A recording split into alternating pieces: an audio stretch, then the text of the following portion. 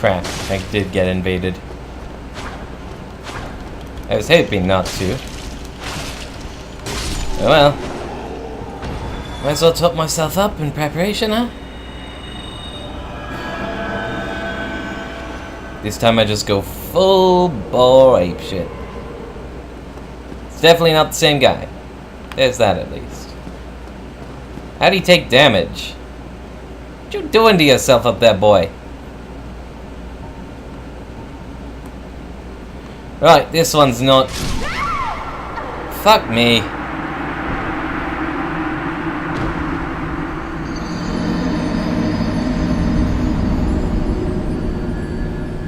And does he have some off armor? Did the guy just run to an Orlando without leveling up? Dear God. That is, of course, part of the risk you run going online. You do get messages of warning and people to co-op with, but you also get just really messed up bastards trying to gank ya. I should probably expect a few dark raids in the crowd. A few who managed to get the infinite invade item. Because the two blokes I've seen thus far have already gone through just ridiculous lengths at low levels. They're clearly pros, they're clearly trolls. Oh boy. Welcome to Dark Souls.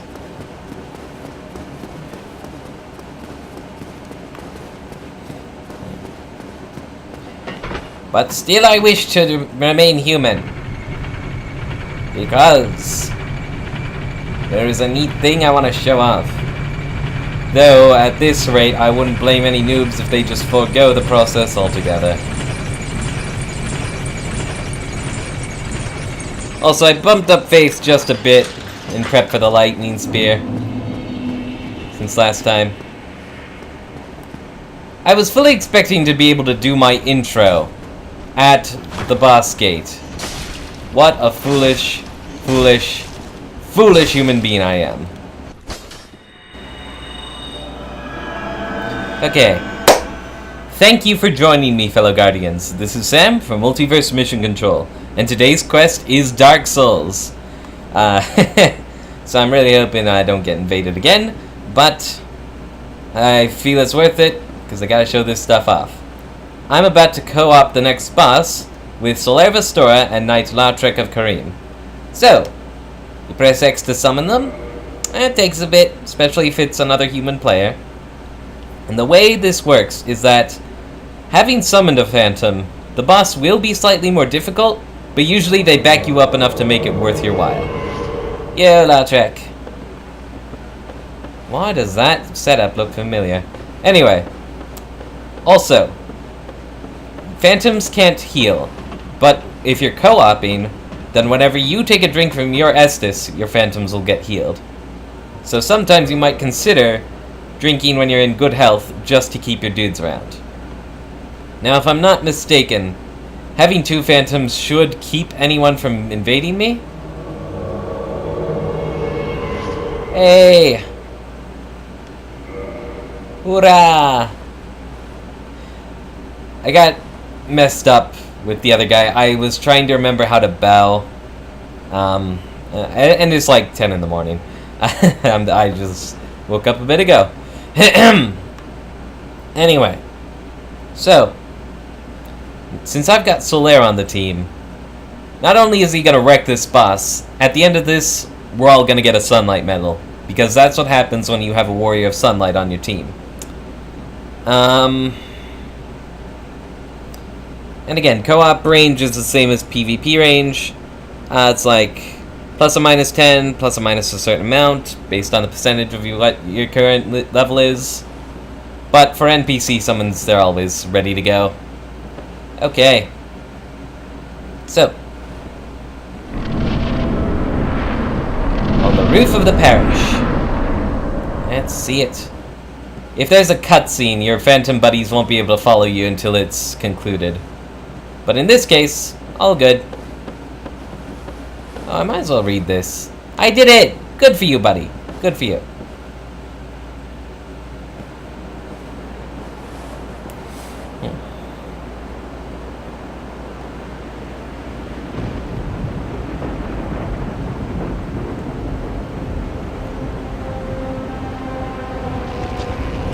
Hello.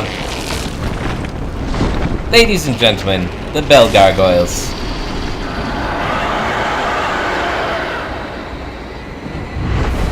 A decent challenge for any starting player.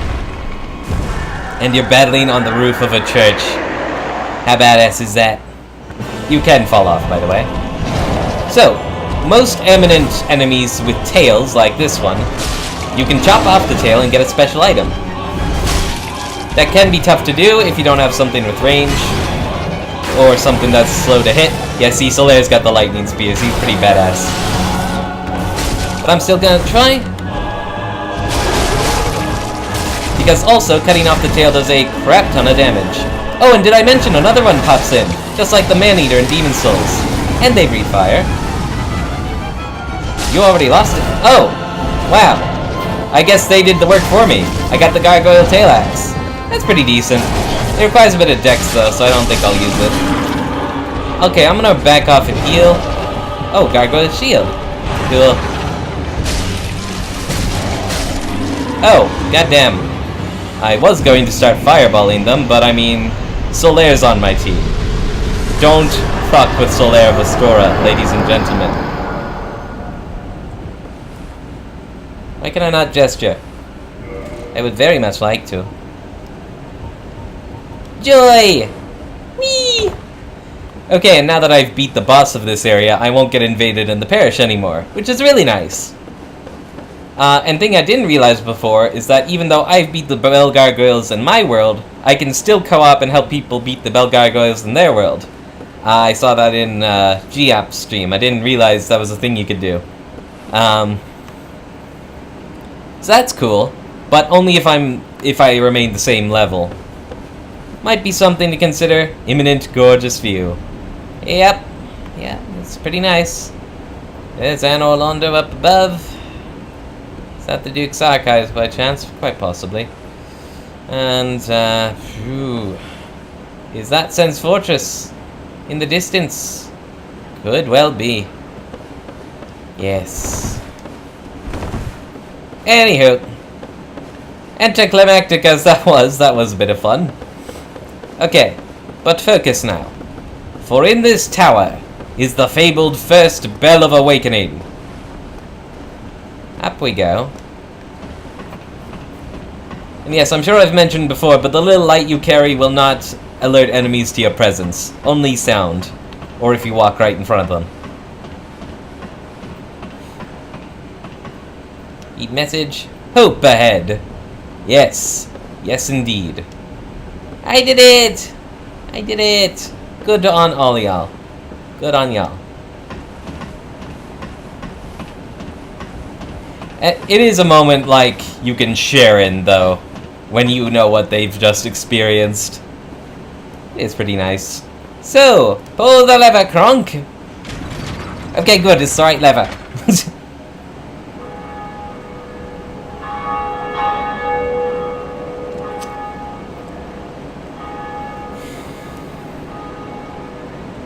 Oh, and did I get the chance to mention? Not only did the Western fantasy play into the inspiration of this game, but there are also several anime influences. Saint Seiya, Berserk, JoJo's Bizarre Adventure. I feel like the Lightning Miracle is similar to the Hamon, actually, because of the sparkly effect. And Knight Artorias, who we'll see much later, is basically just guts in his Berserk armor. So. It's dark, so I don't want to move too fast. Okay, good. So down we go. Circle. Whee! Thud. And we turn around, and oh my god, you're a thing! Hello. Greetings. I am Oswald of Carim, the Pope. Thou art a friend. For thee, warm welcome. Cometh thou to confess? What would you? For ye who sin is my domain. Okay, first off, I'm gonna learn a gesture. Well, what is it? That's the pose he does. It's a very cocky way to end PvP. So. This guy is creepy as fuck. And the theory goes that he was in... since Demon Souls does play into this a lot, the theory is that, like, this is this world's version of Mephistopheles. The guy in the shadows, always kind of manipulating everything. For all intents and purposes, he only does good things for you, but he just unnerves me so much. So, he gives you purging stones, which reduce curse buildup and break curses. So let's check that out. Ash-colored stone encasing a skull. Secret treasure of our store, the Earl of Carim. Humans are helpless against curses and can only redirect their influence. The purging stone does not dispel curses, but receives them as a surrogate. The stone itself was once a person or some other being. See, it's shit like that. Then you got indictments. Report trespasses of invaders. Slip sold by Bishop of Velka, goddess of sin. If you are killed by an invader, use this to report the crime of that trespasser. The indicted player will be added to a list of unfortunate souls who will one day face the wrath of the Blades of the Dark Moon. So the Blades of the Dark Moon is a covenant you can join. They're basically like PK police, kind of. Players who've been dicks to NPCs or who get indicted online are hunted down. They don't get a warning they're invaded, and they can be invaded by players ridiculously more high level than them. So it sounds fun on the surface, but it's also like, secret police? Don't we have entire things about why this isn't okay? And are you really delivering justice, or are you just doing this to spite another person playing the game like you? And the Book of the Guilty, similar. Karmic Justice is this unique miracle that, basically, it's like you take a few hits and then it deals back the number of hits you got, or something like that. Some people say that the formula is buggy, so it may not always be reliable. Then you got Velka's Talisman. Now this is interesting, because this levels off of intelligence rather than faith.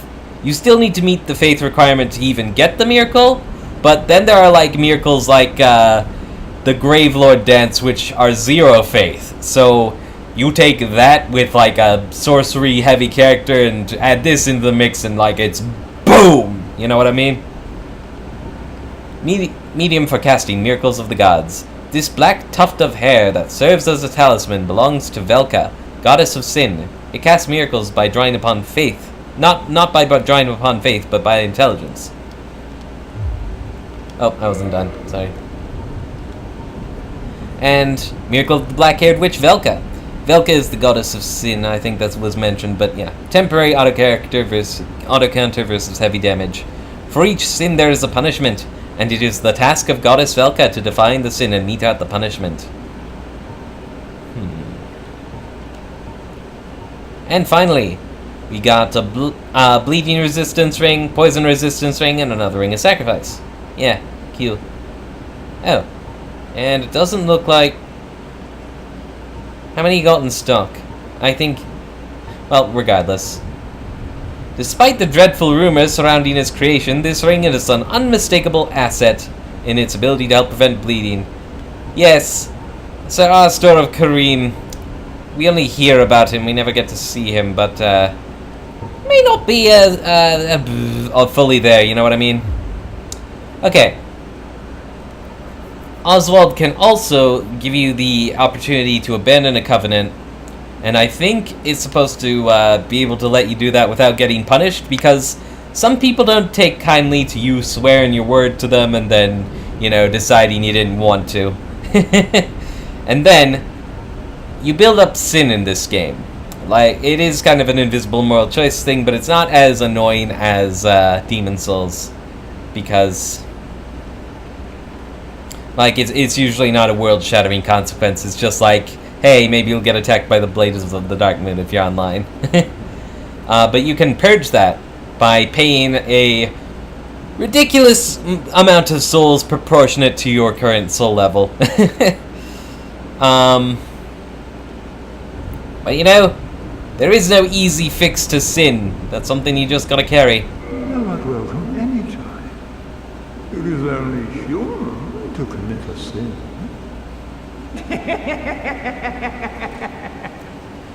Yeah, you're not filling me with confidence. And you also gotta ask yourself, like, this guy does some magical thing that automatically makes the world forgive you no matter what horrible thing you did? Like, what's his real game here? Greetings, and welcome back.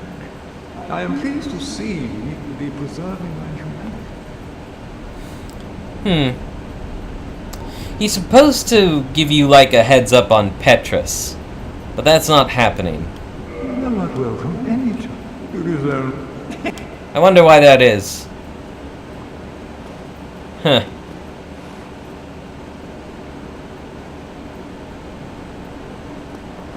Let me think.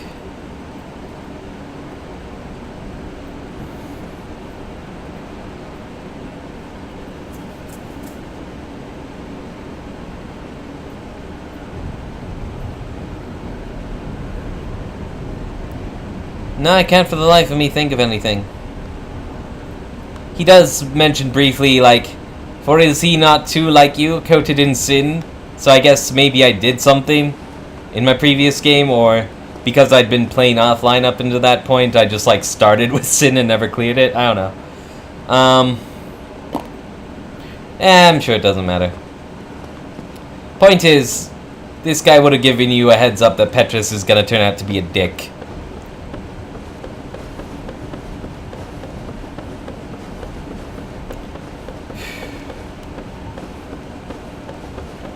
Now, it's a good thing that I don't get invaded here anymore, because there will become a vendor available here eventually. And I don't want to get shanked while I'm trying to buy items, you know what I mean? Just not good. Okay. Now, as far as the story goes, we still have one more bell to ring in order to learn the true destiny of the undead or whatever. But I'm definitely not getting there in this episode. Not even sure what I should do with the rest here. Maybe I should introduce Darker Garden, just because. Yeah, and Carim. Seems like everything in Carim is a little seedy. What does that say for our knight Lautrec, I wonder?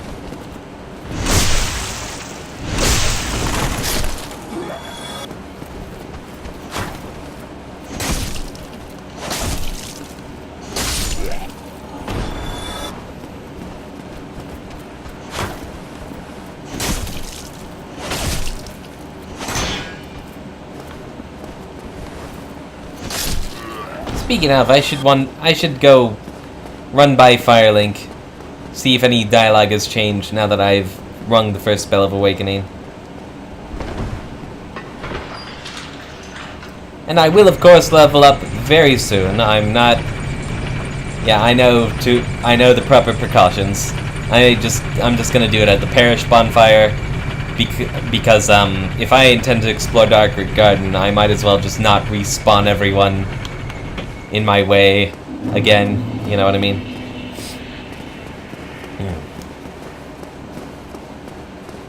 Oh, also. Oh. Yeah. There are a couple things here that I don't think I... Yes, guidance facilitates communication between undead, but their value varies greatly. A balance of faith and wisdom is required.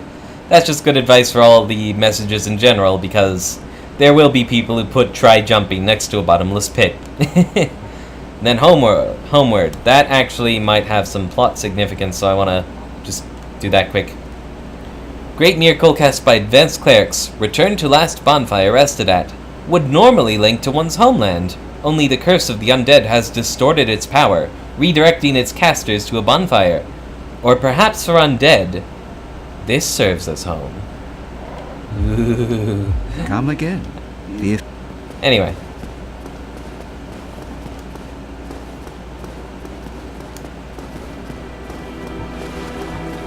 So hey, I did the thing. You see? Determination. Why, what a surprise. I didn't expect you to make it. Oh, somebody rang the bell.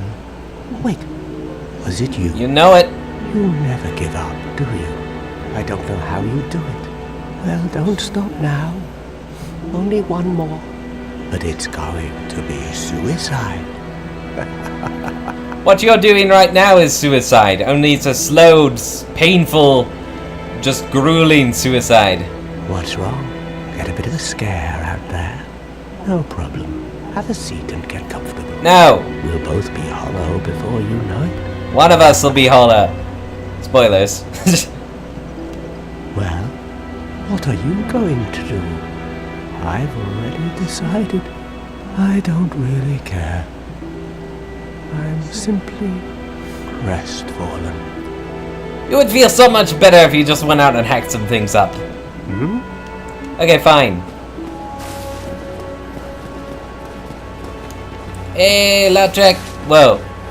That's right, he frequently goes on missions and things. So, yeah. We'll see him again, before too long.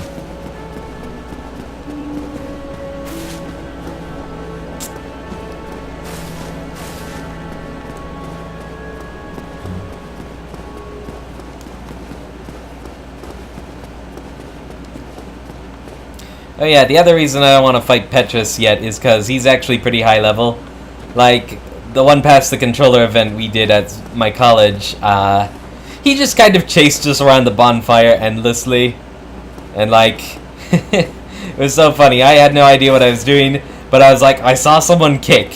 And I was like, wait, can I get him to the cliff and just kick him off? But then no one remembered how to kick, so I was like, I'll just run up here then. I'll just run up here with the guy chasing me, and then I was like, oh god, oh god, oh god, what do I do? What do I do? And like, I blocked him, and he pushed me onto that little nub of a ledge, and then like, I blocked him again, and the recoil sent him off. And then a beat later, we got 10,000 souls. It was just one of those ridiculous moments you can't ever recreate, but just kind of sticks with you forever. Yeah. But soon. Now, before I forget. Well, hello again. Yo. You seem to be doing all right. Need anything forged? I've accidentally hit people with my axe before. When I accidentally pushed the button. Like when I rested on my leg or something. So, you know, that's why I always just shift the axe out. People don't care as much if you punch them in the face a bit with fire. And I don't have fireball equipped. Okay. But what I want to do before I forget is to... Well, what I would want to do is purchase the Crest of Artorias, but it's kind of expensive, actually. Alright then, I guess... Oh, this is a good question. I'll be seeing you. Be careful. I need a drink. This is a very foolish gambit I'm talking myself into. But, I don't know. Could be fun.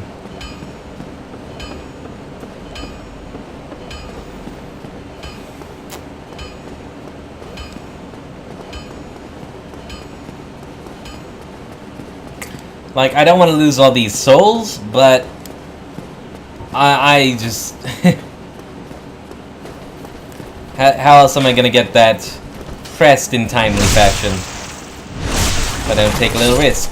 It's either that or just beat up these noobs for a while, and I mean, there's only so long you can do that. And to nobody's great surprise, I suddenly have misgivings about this. What I'm about to do is a really ill-advised risk for anyone beginning the game.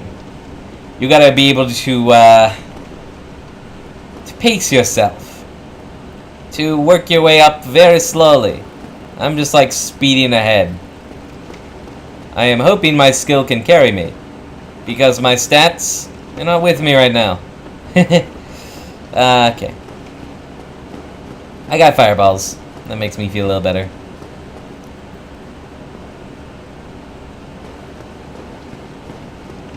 At the very bottom level is this guy. Havel the Rock. Wielding a giant-ass club and shield. His gear requires extraordinary endurance just to wield. And if he hits me once, I'm probably dead. That was just a nick.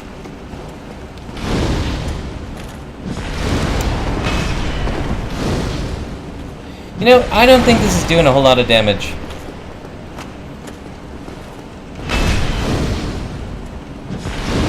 Good thing he's two-handed and he can't block.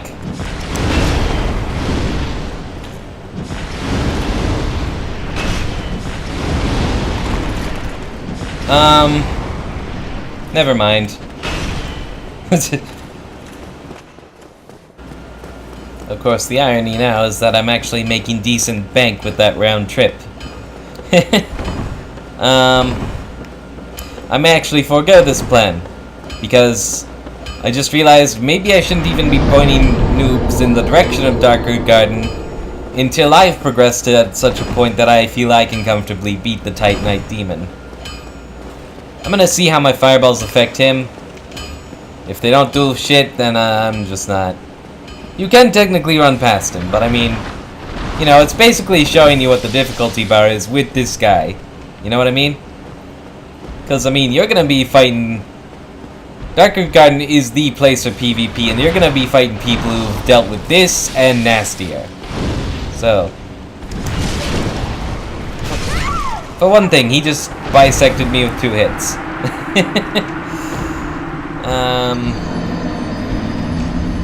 Yeah, who the hell am I kidding?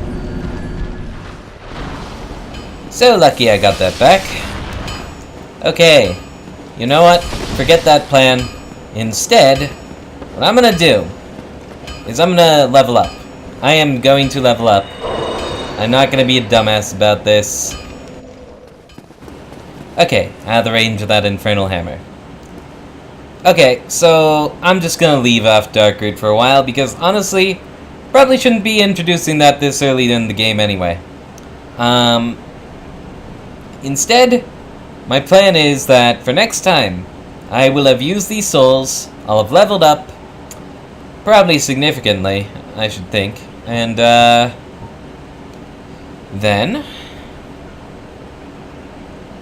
I'm gonna hit lower on Deadberg, and we're gonna start our path to the second Bell of Awakening. So, thank you all for tuning in. Sorry. Thank you all for tuning in. Please comment and subscribe if you want to see more content like this. And remember, you all have the potential to get good. Peace out.